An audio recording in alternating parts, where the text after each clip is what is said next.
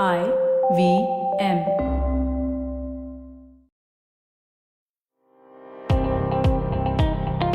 Welcome to All Things Policy, a daily podcast supported by Pragati, a flagship media initiative of the Takshashila Institution.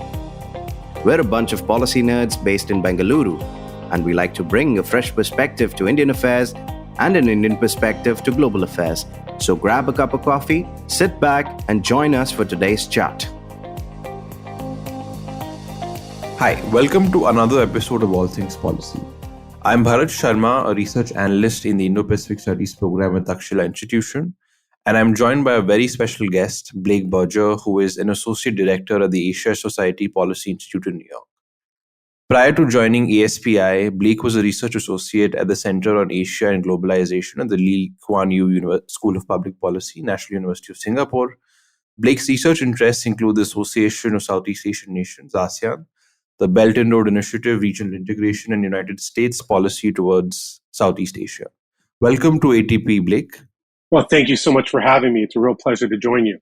So in this episode of ATP, we're going to spend some time thinking about how do Quad and ASEAN, kind of these two groupings, look together? I mean, are there kind of areas where they can cooperate? What are kind of some obstacles to their cooperation? And just, I mean, because there's a summit happening next year, New Delhi is hosting, what kind of is there a kind of space for these two groupings to work together, right? And importantly, I think, why haven't they already started working together, right? I mean, these kind of big strategic questions about Quad and ASEAN, I think that then we'll spend some time on what are some kind of policy domains in which they can work together. So, Blake, could you just lay out, I mean, and because I think today in the midst of kind of, US competition, there are numerous areas that are kind of in flux, right? I mean, if you look at the Pacific Islands nations, or if you look at South Asia, if you look at the Indian Ocean region, similarly, I mean, what exactly is the state of Southeast Asia today? I mean, how would you describe it kind of evolving in the face of, US competition? Sure. I would take a step back to look at Southeast Asia broadly. Certainly, the region has been a hotbed for U.S.-China strategic competition for the last 2 decades. But what I would say is that, despite all the trials and tribulations, ASEAN is still the premier regional organization in the Indo-Pacific. There's really are no comparisons. I mean, it is still the most central regional organization. But that being said, it's not a region that isn't encountering its own issues. And that's also just internally within ASEAN. Only one has to look to, unfortunately, the current situation in Myanmar and the kind of impasse within ASEAN and being able to chart a pathway to a peaceful reconciliation of the issue, or even towards figuring out how to implement their own 5-point consensus. ASEAN itself has internal issues. I mean, one could also look at the issues surrounding the South China Sea and, coming to a conclusion with China on the code of conduct. But I would say that ASEAN continues and will continue to be the premier organization in the region for all kinds of geopolitical issues, but also economic as well. But one thing I would say is that if you look at the Quad members, India, Australia, Japan, and the US, they've all very much elevated their ties with ASEAN over the last couple of years. Each one is now a comprehensive strategic partner of ASEAN as well, which is certainly a good thing in terms of figuring out ways in which they can bolster their engagement with the organization. So the steps are being made to solidify ties between the respective Quad members and the organization itself. But also on a bilateral level, when you look at each one of the Quad members and its relationship with respective ASEAN members, they've also taken tremendous steps in elevating those ties as well. And it's across the board, whether it's military or economic. The Quad members bilaterally have been very ambitious in terms of elevating their ties with ASEAN. That being said, it's not where a lot of countries within the region would like them to be. You've heard continual complaints from Southeast Asian partners that the U.S. is not stepping up to the game economically, even with the Indo-Pacific economic framework. But what we are seeing is that if you take a broad look at the Quad members' relationship with Southeast Asia, it is being bolstered and engagement is being elevated. So That's how I would frame, Quad engagement with Southeast Asia. But certainly the competition between China and the U.S. is, extremely evident in the region. But I would also frame it more broadly. It's not only China and the U.S., but you also have to look at the competition between China and Japan in the region as well. Japan is still the primary provider of infrastructure financing and support. Even despite the significance of the Belt and Road, Japan is still the top player in that region.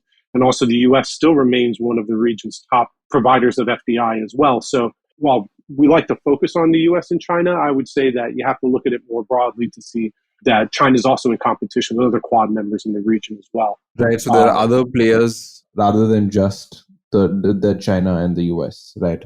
And when we come to the Quad, actually, so the Quad in its joint statements has repeatedly kind of invoked this principle of ASEAN Security, right? It's mentioned, and even in speeches, I think Prime Minister Modi, for example, whenever talking about the Quad, has mentioned, how important ASEAN is to the region, to the Indo-Pacific region. And when you look at these two kind of actors, I mean, obviously, as you spoke quite succinctly about how all four Quad countries are ramping up their cooperation, with ASEAN and even bilaterally with Southeast Asian countries. When you look at, just as institutionally at ASEAN and Quad, there isn't much of a discussion happening between them, right? I mean, apart from those, joint statement kind of, mentions of ASEAN, there hasn't been a lot of policy priority. And if you were to kind of describe, why hasn't it, happened? I mean, because there's been so much discussion on, humanitarian disaster, assistance and disaster relief kind of cooperation. Maritime security has been talked about as a possible kind of area of cooperation.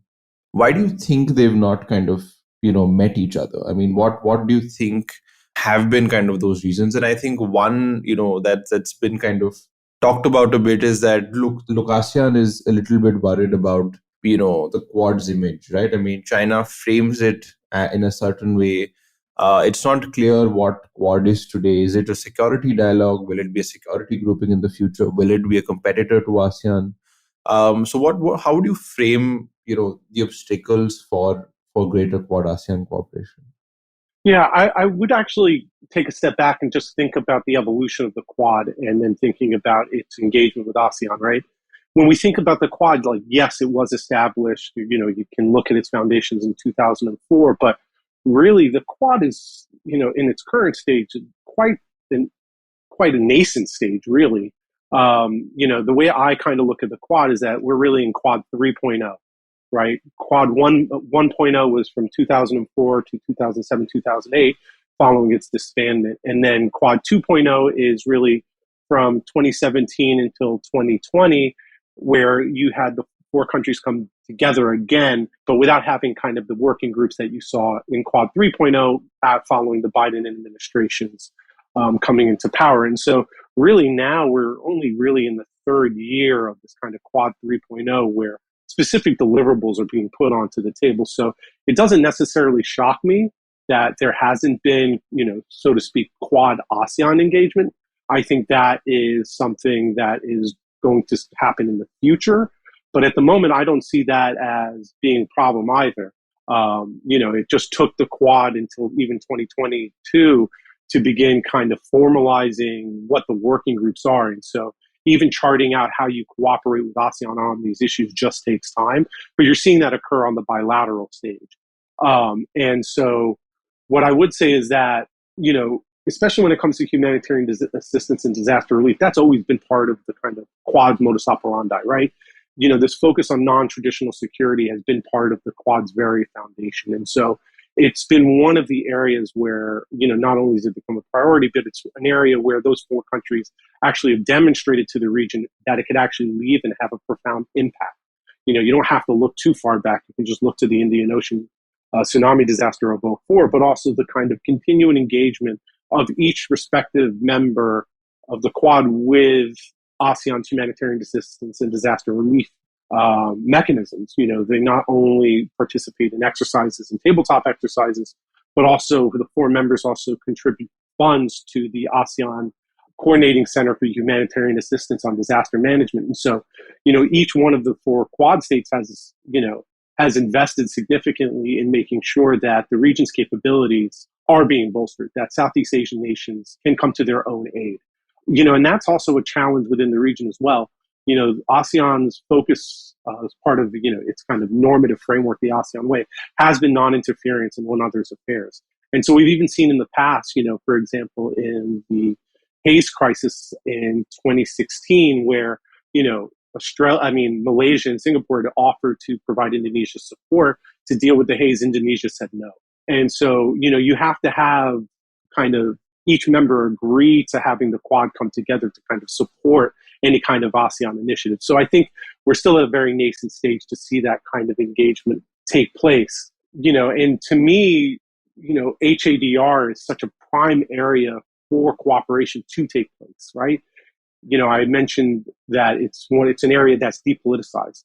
And why is it depoliticized? Because all ASEAN countries and partners engage in humanitarian assistance and disaster relief. I mean, it'd be a hard place for China to shake its hand at the Quad for assisting ASEAN in this way, because China itself engages with ASEAN on humanitarian assistance and disaster relief. And so this is one way in which the Quad can not only bolster its ties, not only through interoperability between the respective militaries, but also between the civilian agencies. But it's an area that can have significant payoffs in the long term in creating those long-standing ties between the Quad members and ASEAN members as well.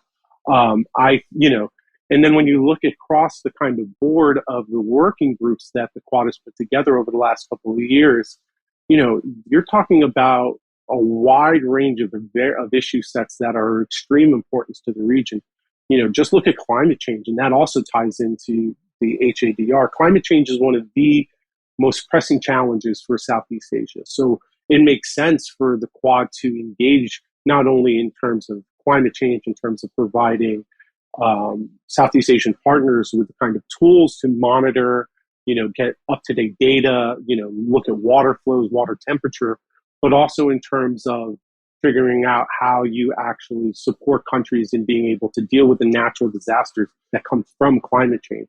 In other areas, of course, there's been a little slow. I mean, infrastructure has been one of those areas where it's taken time to just take off. And that actually, to me, is not necessarily a bad thing. In looking at the Belt and Road Initiative, one of the main problematic areas of it has been its speed to implement, its speed to kickstart projects. When you look at how infrastructure is done, taking time to do projects the right way isn't necessarily a bad thing.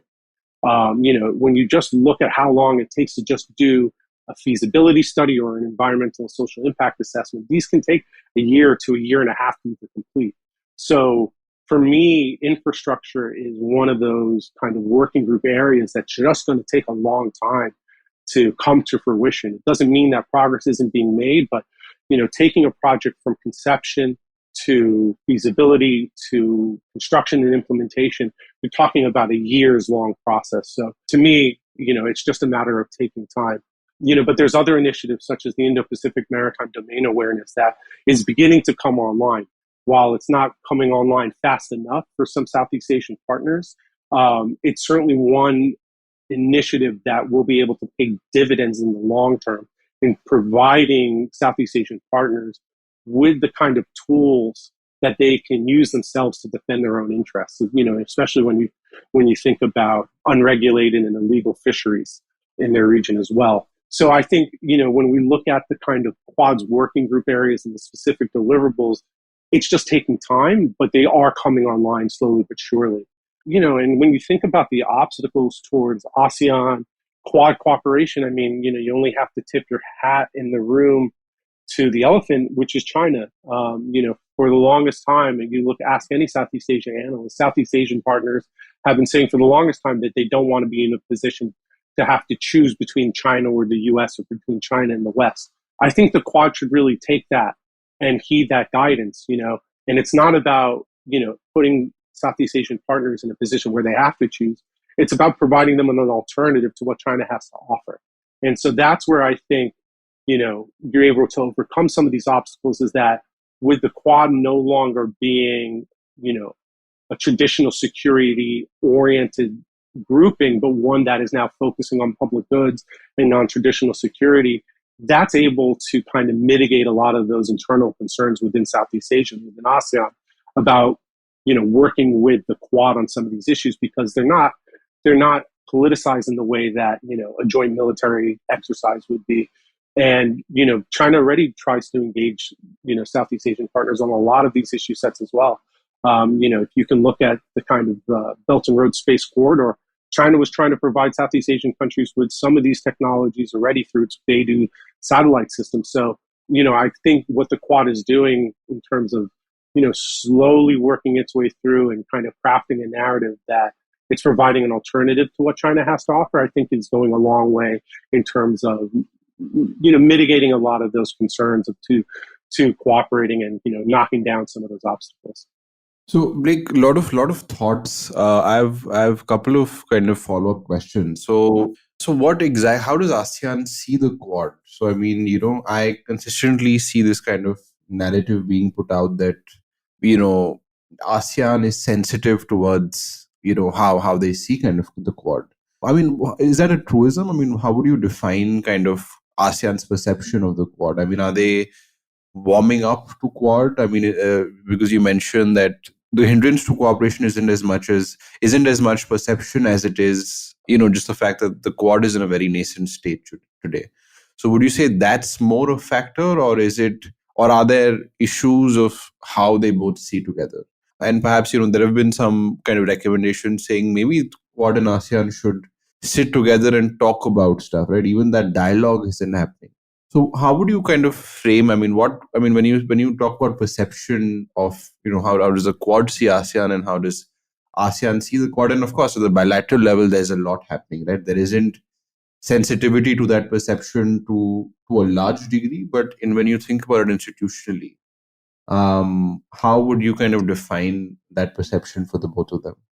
Yeah, I would say that when you look at when the Quad was kind of rebooted, in 2017, 2018, there were a lot of concerns through, in ASEAN circles about what the Quad means to its centrality. Will, the Quad usurp ASEAN centrality? Will the Quad, take away some of the shining light of ASEAN in terms of its central role within the regional architecture? When you look at kind of regional surveys now, a lot of those concerns have been mitigated. In the Institute for Southeast Asian Studies' most recent regional survey, roughly 70% of regional respondents now see the Quad as either beneficial or complementary to ASEAN efforts. And so I think a lot of those concerns are being dealt with and addressed. Seeing the Quad. I didn't interrupt you, Blake. I was just thinking, that's surprising because, China is a big player in the region, right? And Chinese narratives have been about the Quad have been, negative to a large degree. It's surprising to see that ASEAN is warming up to the Quad, right? Do you think that's surprising, or do you think that's quite, it's normal? It's a normal state of affairs. It doesn't necessarily shock me. One way that China has continually tried to undercut the Quad is by claiming that it's an Asian NATO, right? It's this very much focused on hard security, traditional security issues. And I think, the transition of the Quad becoming more of an organization focused on public goods has helped, mitigate a lot of those concerns, right? Is that you're talking about ways in which you can support the region economically, and you can support the region in terms of dealing with climate change. You can support the region in terms of sustainable infrastructure. Those things are having an impact in terms of changing the narrative. So to me, it's not necessarily shocking. It just took some time to kind of present that narrative to the ASEAN members themselves. Right. It's not about, I think what India said, it's not about standing against someone, but it's about being something positive. And I think that's really the way the Quad has sought to craft itself and frame the narrative surrounding the Quad, is that it's a force for good in the region now. And I think that's now being reflected in kind of regional surveys. So, that to me is kind of an indication and a signal that it's gaining more and more acceptance within the region. Now, that being said, I wouldn't want to say that the entire region or all Southeast Asian countries view it the same way. I would be hard pressed to say that. I would assume that perspectives in Cambodia are vastly different than the perspectives in the Philippines. But I would say that having the Quad become more focused on public goods undercuts any kind of argument that China puts forward that it's just becoming another security organization that will only undercut the ASEAN's role within the region. So, Like, does that mean that if the Quad were to embrace more security cooperation, that would be a threat to like cooperation with ASEAN? Do you think no, that's I the wouldn't necessarily. I wouldn't say the embrace of security cooperation. I mean, that's already happening, right? If you look at Malabar, if you look at some of the other activities that are occurring outside of the Quad umbrella, so to speak, Malabar technically isn't a Quad initiative. It's an right? exercise that takes place outside of the Quad umbrella. But that being said, yeah, I think, a more of a focus on hard security, if you wanted to say launch a Quad ASEAN, security exercise, I think that would be a step too far at the moment. But I would say in the long term, I don't see it being an issue in the long term, especially if you've laid the groundwork to showcase why the Quad is a force for good, that it's delivering Right. public goods. You're kind of delivering all of these goods. So, what's the hazard of kind of embarking on a more security focused activities? But I would say that at the moment, I don't see that happening. But going down the line, certainly I would say that it's a distinct possibility. Right. Stay tuned to All Things Policy. We'll be right back after a short commercial break.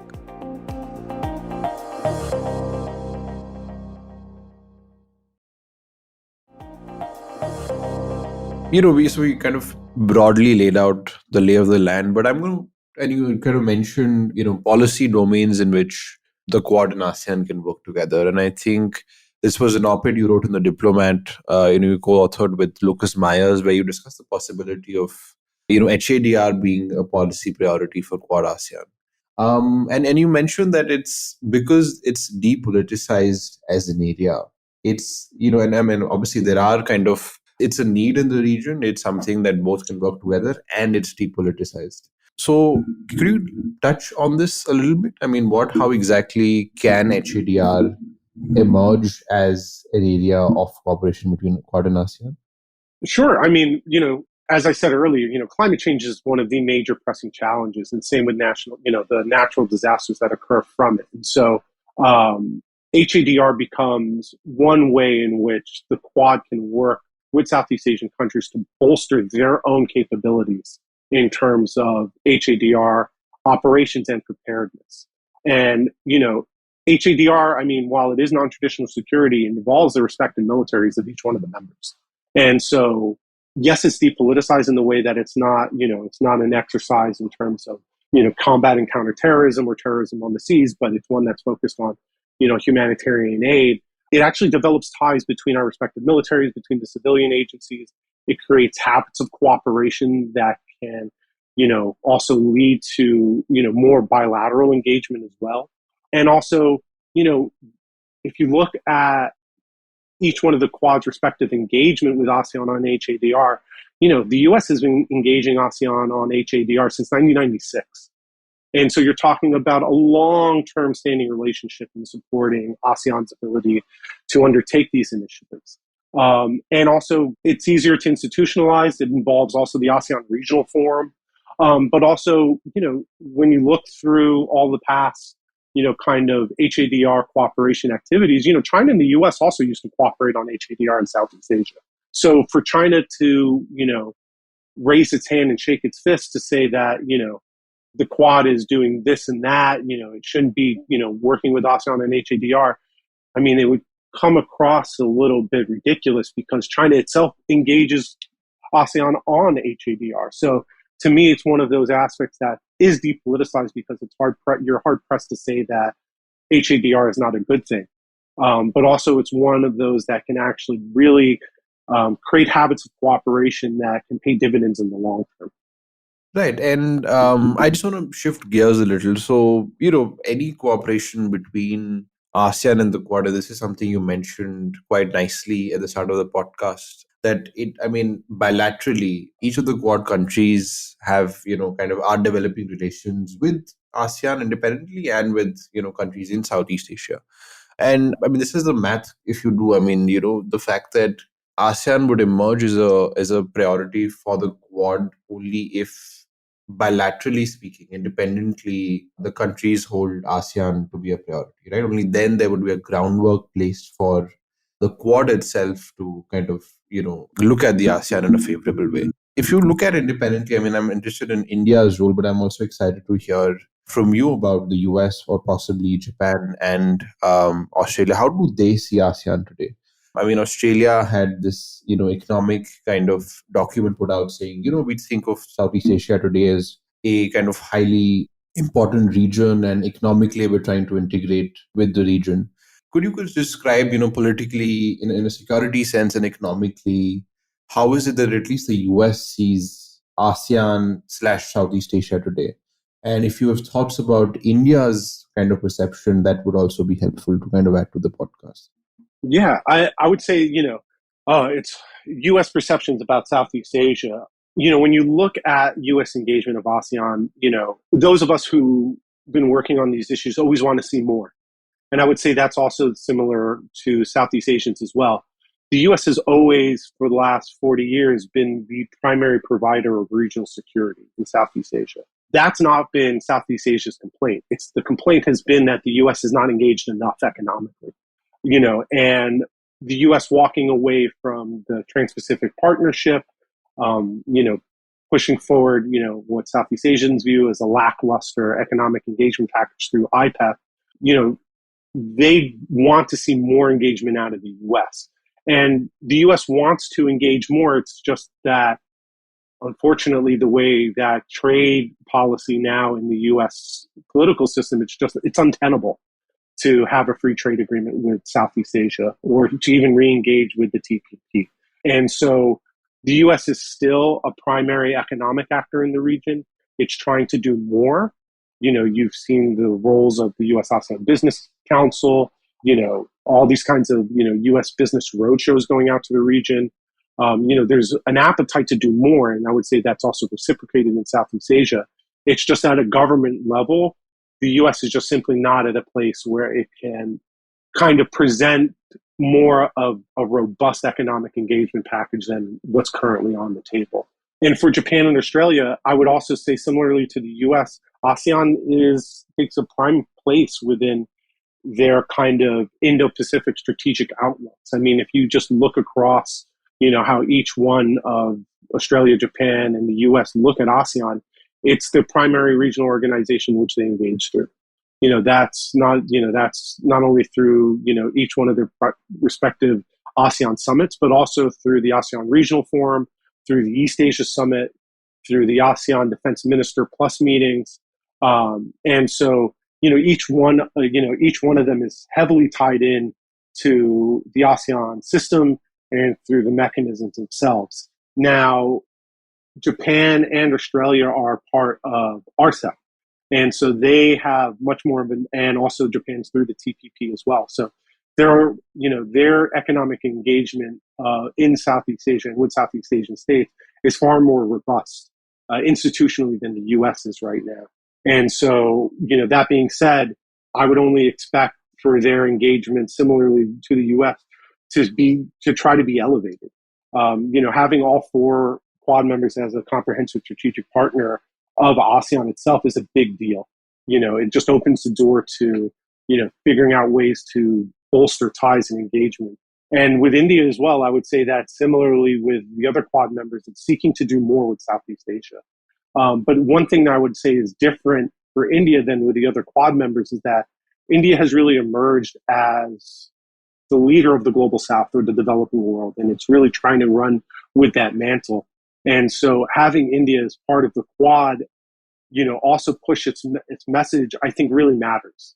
Having India, be the kind of leader of the global South and is able to talk to other global South members within ASEAN really makes a difference in terms of how that narrative is being.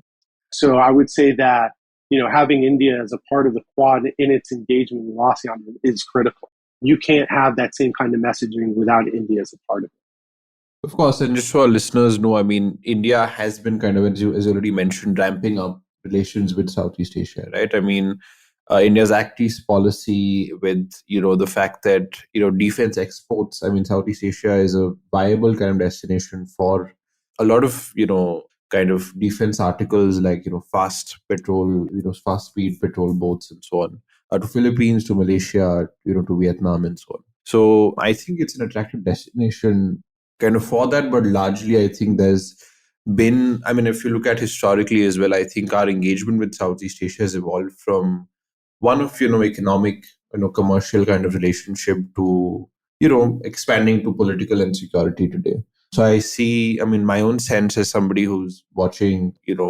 India's relationship with Southeast Asia, I think it's only going to increase in the future. And I just want to come, Blake, to this question about the Quad now. So, and then just independently the Quad. So, I mean, how do you look at the Quad's kind of future role, right? I mean, we've seen kind of the leaders level summit was kind of in place in 2021, and we've seen kind of high level engagement since then. There's a lot of kind of media attention in India, at least, on the Quad in terms of what it can give us, how it's a fillip to our foreign policy and so on. I mean, how do you think of the Quad today? I mean, how must we think of the Quad today, right?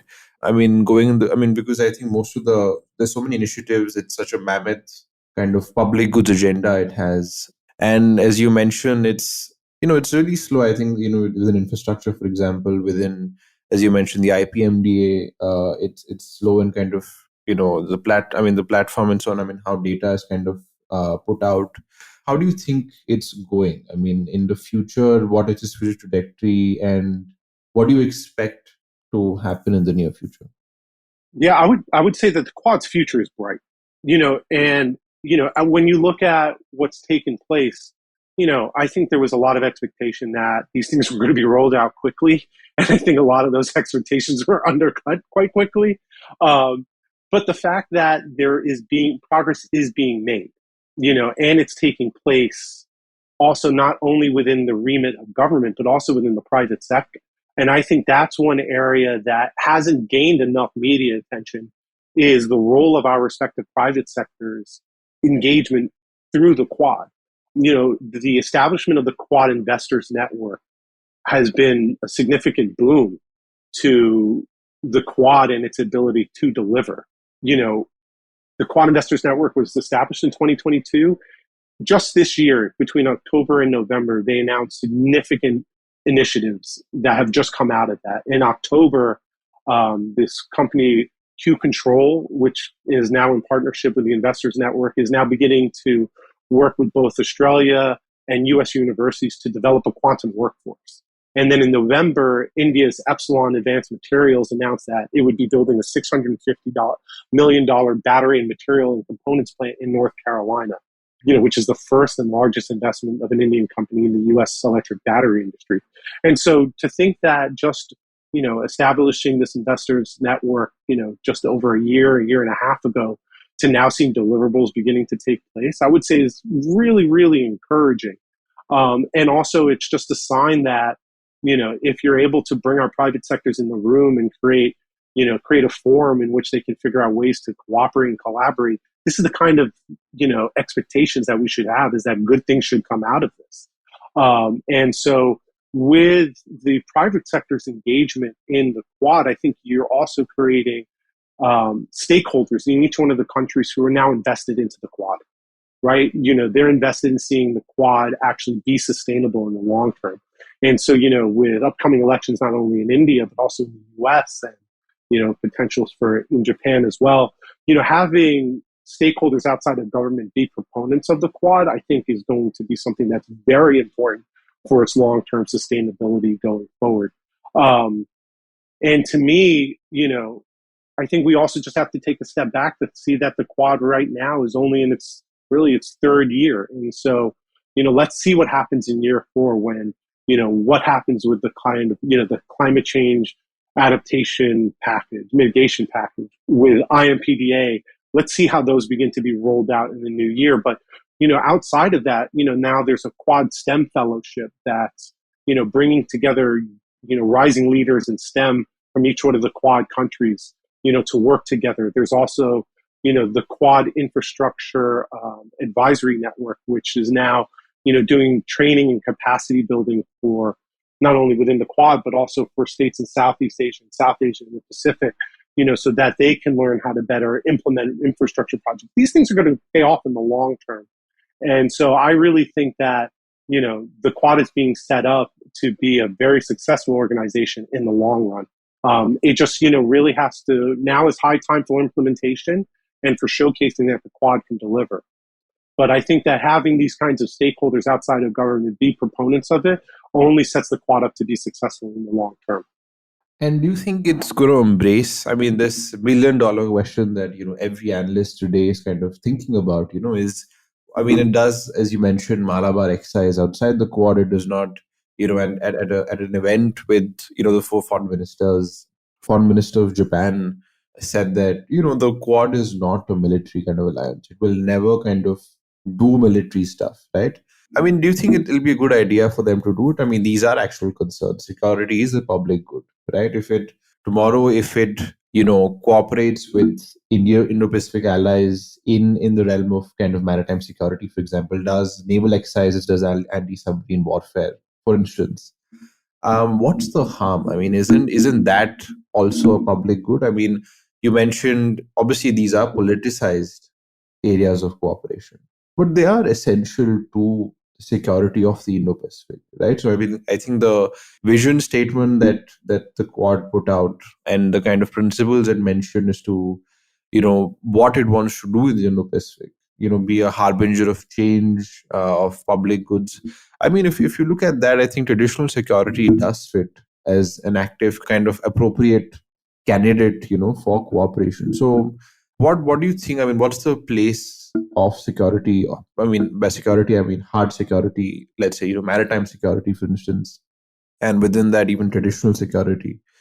What is the space for that today? And do you think it would be and I know your position is that they already do security stuff. And I think what I'm trying to mention is that if it were to be institutionalized within the Quad, what would that be a good idea? Yeah, I would say that messaging matters, right? And I think that, also let me even take a step back. I don't know if the Quad itself, each one of its members wants the Quad to be a formal security military alliance, right? We've seen India continually say that it doesn't want that. You've also seen Japan and Australia say that as well. So, at the moment, of course, I think that, security is vitally important, but a lot of that, as I've said, really takes place outside of the Quad umbrella. And I don't necessarily think that it needs to be folded under the Quad umbrella at the moment. By doing so, I think that by the Quad embracing, traditional security as part of its modus operandi, I think also undercuts its ability to then work with Southeast Asian states when they're concerned about their relationship with China, or even the Pacific, where Pacific Islands are also concerned about being caught in the struggle between the U.S. and China. So I think, this embrace of hard security just at the moment is just not appetizing for any of its partners. But when you look at what the Quad's doing in terms of hard security and also in terms of increasing interoperability, this is being done outside of the Quad umbrella. And I think that's a good thing, and it should continue that way. Even though India is not a treaty ally of the US, Australia, and Japan, you just need to look at the military logistics agreements that were signed over the last 7 years. The US signed one with India in 2016, and now there's discussions for, the US to establish naval logistics hubs in India as well. It signed a logistics agreement with Australia and Japan in 2020. And so I think that you're seeing security between the four countries actually be bolstered, just not under the Quad umbrella. And I don't necessarily think that it's necessary for it to do so. Having each one of them as treaty allies, they're automatically beholden to uphold their treaty obligations. And so if something were to occur, it doesn't matter whether it's under the Quad umbrella or not, they have to respond and work together to ensure that that security issue is addressed. And so, to me, in order for the Quad to be sustainable in terms of a regional architecture, having that kind of embrace of hard security just isn't appetizing for its partners. And I think it's so critical for Quad members to listen to what its partners are saying, because that's how you actually build ties, is making sure that they know that their voice is being heard within discussions. And so, to me, this focus on public goods has been the reason why the Quad has begun to be more accepted when you look at Southeast Asia. Of course, all the countries want the benefits of, security guarantees from each one of the four Quad members. They just don't want it to be, packaged under the Quad itself. And so, that's where I think, they're doing the right thing, is by not embracing hard security, they're making sure that their partners are being listened to in the long term. I think that's a very insightful response. I mean, the fact that they already do hard security, why is it important for the Quad to kind of institutionalize it? Because I think the image has become that it's a public goods grouping, and obviously there's concern that, if you were to embrace hard security, it would kind of muddle your agenda, right? I mean, it would make it significantly kind of, you're doing non-traditional security, you're doing HADR, but you're focusing on wartime interoperability. So I do agree that it's something that obviously, it would impact how your partners see you, because it's a politicized kind of domain of cooperation. It would kind of muddle the messaging that you're going with.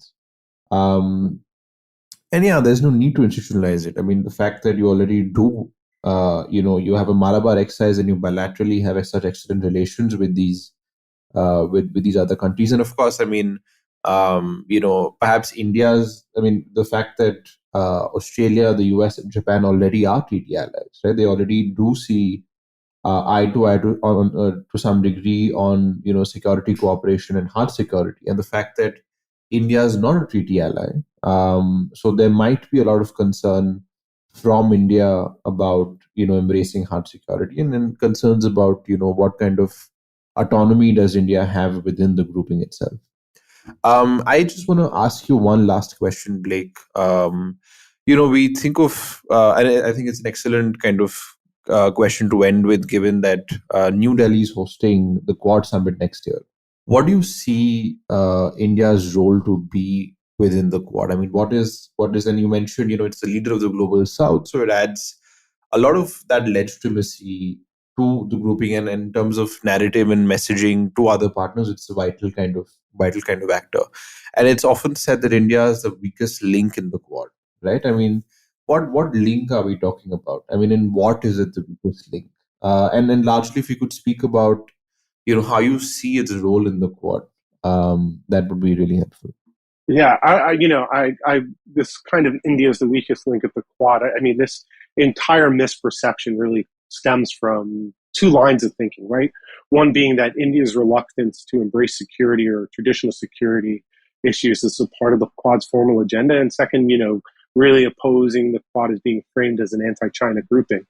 But that is really only looking at the Quad primarily through a security lens, and I would push back upon that, because that would frame India as the weakest link, where I personally don't think that. India's role as now, being a champion of the global South makes India's role in the Quad even more important. And so to me, India has a tremendous opportunity to kind of be that narrative leader in the global South, to say that the Quad is a force for good. And also, the fact that they are all four democracies is for India to showcase that democracies can deliver through the Quad. And I think that's extremely important as well. When you look at the kind of sectorial issue sets that the working groups are trying to address, India has tremendous opportunities to be a leader. When you think about cybersecurity and technology, I'd be hard placed to say that either the US, Japan, or Australia has a workforce in the tech world that is even close to matching India's numbers. And so the fact that India can bring such enormous numbers to bear in supporting any of these kinds of initiatives is so vitally important. And also figuring out where India's complementarities are in these initiatives as well. When it, for example, on, infrastructure, how can India play a critical role in maybe figuring out ways in which its IT sector can help bolster 5G technology implementation in the Pacific? I think it's those kinds of activities where India can play a profound role that maybe the other Quad countries, simply because of manpower, just simply can't. We've even seen, conversations that, Australia doesn't have a workforce for AUKUS. But when you look at how many people India is able to bear in terms of its specializations, especially in IT and technical areas, India has a tremendous amount of opportunities and can certainly be a leader in this, and also kind of pave the way for the Quad to be more accepted in the region. And so, to me, this looking at India as the weakest link in the Quad is just a false dichotomy. And it makes one look at the Quad through solely a security perspective, instead of looking at the Quad as a grouping that's about public goods and delivering benefits to regional partners. And I would also say that, you can only look towards kind of this proof point as the Quad Investors Network. The fact that India is now investing in the United States and building factories here. I mean, that's a tremendously significant development. That now the Indian private sector is going to play a larger role in the U.S. In terms of its next generation technologies is massive. And I would say that, while they begin thinking about and working ways to figuring out how they can invest in each other, the next step should be figuring out how the Quad can also now invest in its regional partners. What would be a good Quad investment, for example, say in the Philippines, or say in Cambodia or Laos? What can the Quad do? How can they work together to bring benefits to those specific countries in terms of private sector engagement, I think, is the next question that we need to begin looking towards. But to me, the Quad's future is extremely bright. And especially as the countries kind of work through the modalities of engagement, I only see kind of expectations rising, and I think that's a good thing. With that, thanks so much, Blake, for your insights and thoughts about Quad ASEAN cooperation, and thanks for hanging out with us at All Things Policy. Thank you so much for having me. It's been a pleasure. If you liked our show, don't forget to check out other interesting podcasts on the IVM network. You can tune into them on the IVM Podcast app, ivmpodcast.com, or wherever you listen to your podcasts. You can also follow IVM on social media. The handle is @IVM Podcasts on Twitter, Facebook, and Instagram. And hey, if you'd like to dive into Takshashila's research on technology, strategy, and economic affairs, check us out at our Twitter handle @TakshashilaINST or our website takshashila.org.in.